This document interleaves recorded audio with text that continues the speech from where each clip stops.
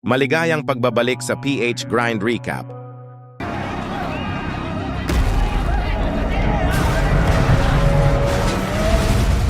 Ngayon ay ibabahagi ko sa inyo ang action sci-fi film ngayong 2023 na pinamagatang Godzilla Minus One. Warning, spoilers alert, watch out, and take care.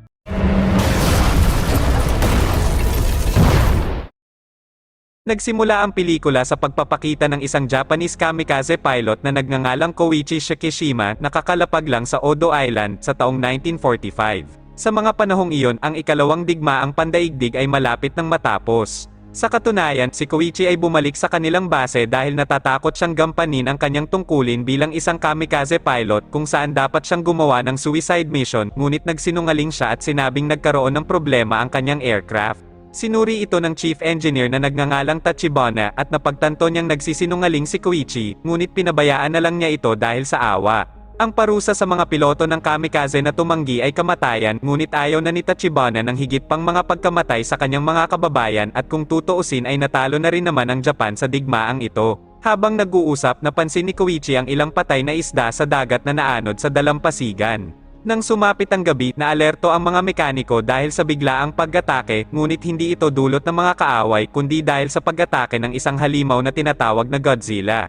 Walang nakakaalam kung saan nanggaling ang halimaw at ang tanging nasa isip ni Koichi at ng kanyang mga kasama ay magtago. Inutusan ni Tachibana si Koichi na pumunta sa kanyang eroplano at barilin ang nilalang, ngunit nang akmang papaputukan na ito ni Koichi, hindi man lang siya nakagalaw dahil sa takot. Ang ibang mga mekaniko ay nangangati ng bumaril, ngunit nang simulan na nilang ratratin ang halimaw ni hindi man lang ito nasugatan at sa halip ay lalong nagalit.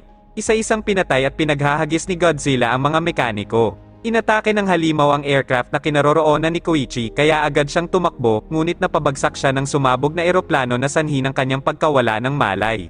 Kinabukasan ng magkamalay, laking gulat niya nang makita ang mga nakahandusay na bangkay ng kanyang mga kasama. Sa di kalayuan, napansin siya ni Tachibana na lumalabas na nakaligtas rin sa nangyaring pag-atake kagabi. Nagalit ito at sinisi si Koichi sa lahat ng nangyari dahil sa kanyang kaduwagan. Pinabalik sa Tokyo ang ibang mga sundalo kasama si Koichi, sakay ng barko kung saan nakatanggap siya ng sulat mula sa kanyang ina habang naglalakbay.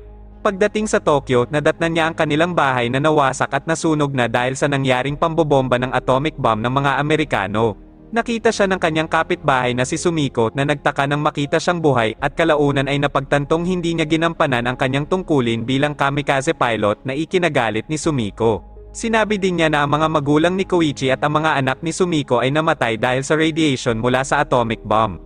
Habang naglalakad sa palengke, biglang iniabot sa kanya ang isang sanggol mula sa hindi kilalang babae na tumatakbo at tila may tinatakasan. Hinintay niya ng matagal ang babae na bumalik, ngunit hindi na ito bumalik kaya napilitan siyang dalhin ang sanggol. Hindi nagtagal ay nakita niya ang babae na nagtatago pala mula sa mga nagtitinda na hinahabol siya dahil sa pagnanakaw. Dahil wala itong matitirhan, nakiusap siya kay Koichi na pansamantalang manatili sila ng sanggol sa kanyang bahay.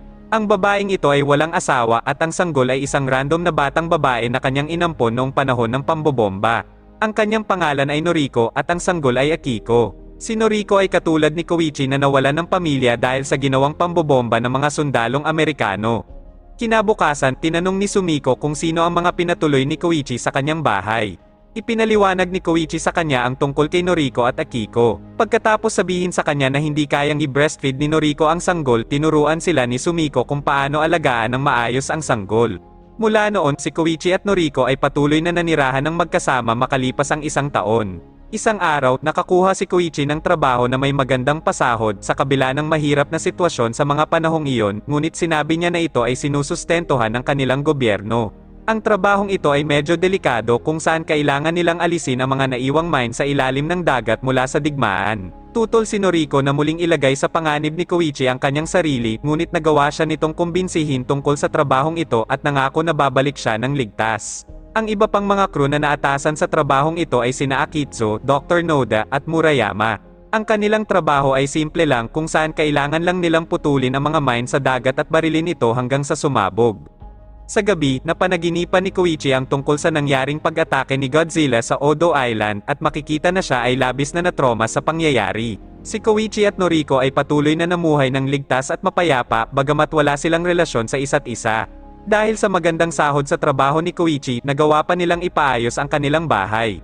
Isang araw, nang sila ay naghahapunan, nalaman ni Dr. Noda at ng iba pa na hindi kasal sina Noriko at Koichi at hindi rin nila anak si Akiko. Hiniling sa kanya ng mga kasama na tanggapin na lang ang ibinigay na kapalaran sa kanya, ngunit tumanggi si Koichi at narinig ni Noriko ang pagtanggi nito habang naglilinis. Noong March 1947, nakakuha ng trabaho si Noriko bilang isang empleyado sa opisina. Hindi sang-ayon dito si Koichi dahil maiiwan ng mag-isa sa bahay si Akiko, ngunit ipinaliwanag ni Noriko na handang alagaan ni Sumiko ang bata. Noong May 1947, si Koichi at ang iba pa ay natagpuan ang isang nawasak na barkong pandigma ng Amerika sa dagat ng Japan. Sa una ay inakala ng kanyang mga kasama na baka ito ay kagagawa ng malaking pating o kaya ng isang malakas na armas na kayang sumira ng ganito kalaking barko. Ngunit natutulalang binanggit ni Koichi ang pangalan ni Godzilla at kalaunan ay nakita nila sa di kalayuan ang mga lumulutang na patay na isda malapit sa kanila. Sinabi sa kanila ni Koichi na ito ay katulad ng nangyari sa Odo Island bago sila atakihin ni Godzilla. Nagtaka ang kanyang mga kasama dahil sa kanilang kaalaman ay pag-atake ng mga kaaway na Amerikano ang nangyari sa Odo Island, ngunit sinabi ni Koichi na hindi yun totoo at itinago lang ng kanilang gobyerno ang tungkol kay Godzilla. Dito rin ay ibinunyag ni Koichi na siya ay dating kamikaze pilot na ikinagulat at ikinatahimik ng kanyang mga kasama. Napagtanto din nila na ang kanilang tunay na trabaho ay hindi lamang ang pag-aalis ng mga mine sa dagat, kundi pati na rin ang kumuha ng oras hanggang sa dumating ang barkong pandigma mula sa Singapore upang patayin si Godzilla. Sinabihan ni Koichi ang kanyang mga kasama na umalis na sa lugar, ngunit si Akitsu, na hindi naniniwala kay Godzilla, ay tumangging umalis at sinabing lalabanan nila ito. Di nagtagal, biglang nagpakita ang halimaw at inatake ang isang barko at kalaunan ay nagtungo sa kanila upang atakihin. Biglang nagbago ang isip ni Akitsu nang makita kung gaano kalaki ang Godzilla at mabilis na pinaandar ang kanilang barko. Sinubukan nilang labanan ang halimaw gamit ang mine, ngunit hindi ito umubra. Kahit nabarilin nila ito, ang Godzilla ay tila hindi man lang nasugatan. Naisip ni Dr. Noda na ilagay sa bibig ng halimaw ang kanilang huling mine, ngunit sa kasamaang palad ay nag-jam ang detonator kaya pinagbabaril na lang ito ni Koichi upang sumabog. Nagawa nila itong pasabugin, ngunit ang sugat ay hindi ganon kalala at agad na nag-regenerate o naghilom ang sugat ni Godzilla. Sa kabutihang palad, nakarating na ang barkong pandigma at agad na inatake ang halimaw upang mailigtas sina Koichi. Bagaman sila ay nakaligtas, ang barkong pandigma ay nagawang sirain ng minsana ni Godzilla gamit ang kanyang nakamamatay na beam. Ang Godzilla ay umalis na at si Koichi ay nahimatay dahil sa pinsala sa ulo. Nang magkamalay, siya ay nasa ospital na. Nag-alala siya na baka pupunta si Godzilla sa Tokyo at sinabing kailangan na nilang mag-evacuate at umalis. Ngunit sinabi ni Dr. Noda na pananatilihing sikreto ng kanilang gobyerno ang pag-atake ni Godzilla upang maiwasan ang kaguluhan ng mga tao. Si Koichi ay nagkaroon ng panic attack dahil sa kanyang trauma mula kay Godzilla. Sa wakas ay sinabi niya kay Noriko na siya ay tumakas sa kanyang mga tungkulin bilang isang kamikaze pilot at nagkunwari siyang nasira ang kanyang aircraft.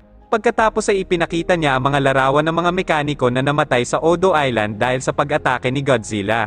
Naisip pa niya na dapat ay kasama rin siyang namatay sa pag-atake. Sinubukan siyang pakalmahin ni Noriko mula sa kanyang trauma at niyakap siya.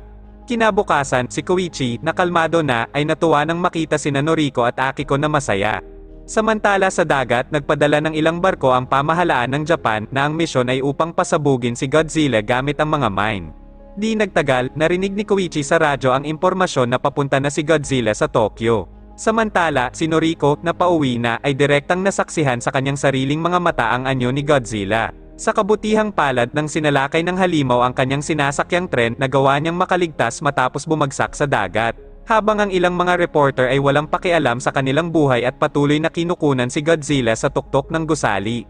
Kalaunan, nakarating na si Koichi at agad na itinayo sa kalsada si Noriko upang tumakbo paalis. Dumating ang ilang mga tangke upang labanan si Godzilla, ngunit ang kanilang mga paputok ay hindi nagdulot ng anumang pinsala.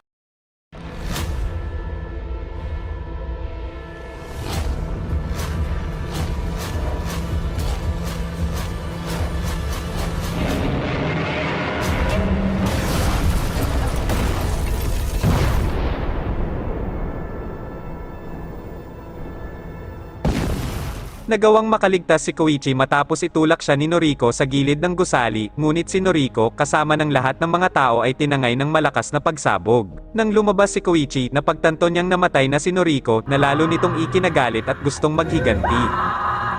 Dahil sa pagsalakay, 30,000 katao ang namatay at 20,000 na bahay ang nawasak. Labis na nanlumo si Koichi dahil sa mga pangyayari at lumala ang kanyang trauma. Dito ay ipinaalam sa kanya ni Dr. Noda na may ginagawa silang sikretong plano upang pabagsakin ang halimaw at sila ay binubuo ng mga pribadong sibilyan, kaya inanyayahan siya nito na makisali upang matapos na ang kanilang paghihirap. Ang komperensya ay pinamunuan ng isang dating Japanese Navy captain. Ipinaliwanag niya na ang gobyerno ng Japan ay hindi gagawa ng anumang aksyon tungkol kay Godzilla, kaya sila ang kailangang kumilos para sa kanilang mga sarili. Ang mga residente ay nag-aalangan dahil sa napakalakas na kapangyarihan ni Godzilla, kaya naman kailangan nila ng plano. Gumawa si Dr. Noda ng isang napakatalinong plano upang patayin ang halimaw sa pamamagitan ng pressure ng dagat. Ang paraan upang gawin ito ay sa pamamagitan ng pagtatali sa katawan ni Godzilla ng mga bubble frame gamit ang kanilang mga barko upang magawa nilang hilahin ang halimaw sa pinakailalim ng dagat. Ang malaking pagbabago sa pressure ay tiyak na sisirain ang kahit ano kasama na si Godzilla. Kung ang paraan na ito ay hindi gagana, mayroon siyang backup na plano. Pagkatapos dalhin si Godzilla sa ilalim ng dagat, mabilis nila siyang itataas pabalik sa ibabaw gamit ang mga espesyal na airbuoy na nakalagay rin sa bubble frame. Ang mabilis na compression at decompression ng pressure na ito ay maaaring ikamatay ng halimaw. Ito lang ang magagawa nila sa ngayon, kaya nakiusap ang kapitan sa lahat na makibahagi sa misyong ito. Ito ay hindi isang suicide mission tulad noong World War at umaasa siyang makakaligtas silang lahat. Sa gabi, pinag-uusapan nila kung paano maaakit si Godzilla sa kanilang bitag. Si Dr. Noda ay mayroong ideya na akitin ito gamit ang mismong tunog ng boses ni Godzilla. Habang nagkaroon ng ideya si Koichi na akitin ito gamit ang isang fighter plane kung saan gagalitin niya ito at dadalhin siya sa bitag. Alam ni Akitsu na nais lang ni Koichi na maghiganti para sa pagkamatay ni Noriko. Tinanong niya kung bakit hindi niya ito pinakasalan at sinagot ni Koichi na hindi niya kaya dahil hindi pa tapos ang kanyang sariling digmaan. Dinala ni Dr. Noda si Koichi sa lugar kung saan nakalagay ang isang rare fighter plane, ngunit matagal nang hindi lumipad ang eroplano kaya kailangan nila ng mekaniko para ayusin ito. Naalala ni Koichi si Tachibana na bihasa sa fighter plane, kaya desperado niyang hinanap ang kinaroroonan nito at sumulat pa ng maraming liham sa kanya. Kinagabihan, si Koichi ay inatake ng isang lalaki, hinampas siya sa ulo at nawalan ng malay. Nang magkamalay, laking gulat niya nang makita si Tachibana na siya palang umatake sa kanya at galit dahil sa mga ipinadalang sulat ni Koichi tungkol sa Odo Island na sinabing si Tachibana ang may kasalanan sa nangyari. Humingi ng tawad si Koichi at ipinaliwanag na alam niyang magagalit si Tachibana at hahanapin siya, ngunit iyon lang ang paraan upang magpakita siya.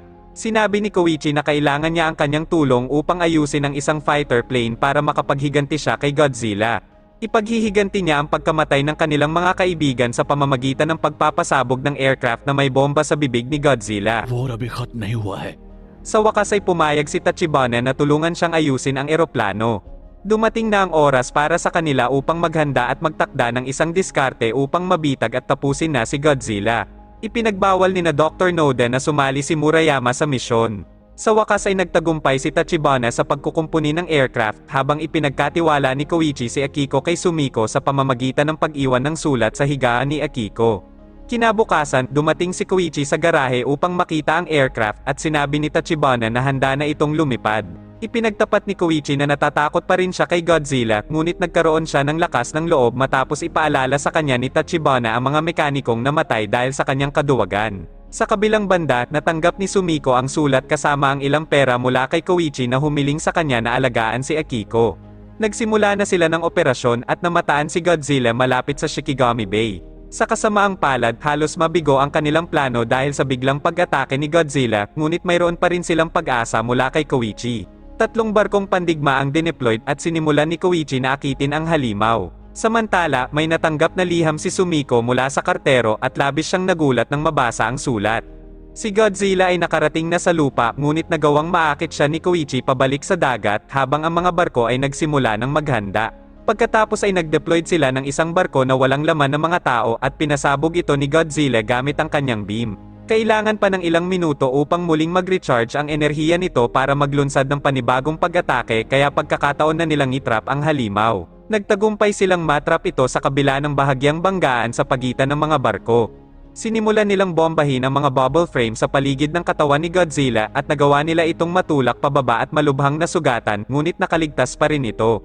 Kaya binuksan nila ang mga boys upang ibalik ang Godzilla sa ibabaw, ngunit nagawa nitong makagat ang ilan sa mga ito kaya kinailangan nilang hilahin ito sa ibabaw gamit ang dalawang barko. Gayunpaman, dahil masyadong mabigat ang Godzilla, hindi sapat ang dalawang barko para hilahin ito. Sa oras na iyon, si Murayama ay dumating kasama ang maraming barko upang tumulong. Salamat sa tulong nila, matagumpay na nahila palabas ang halimaw, ngunit kahit papaano ay nakaligtas ito at malapit nang maglunsad ng isa pang beam.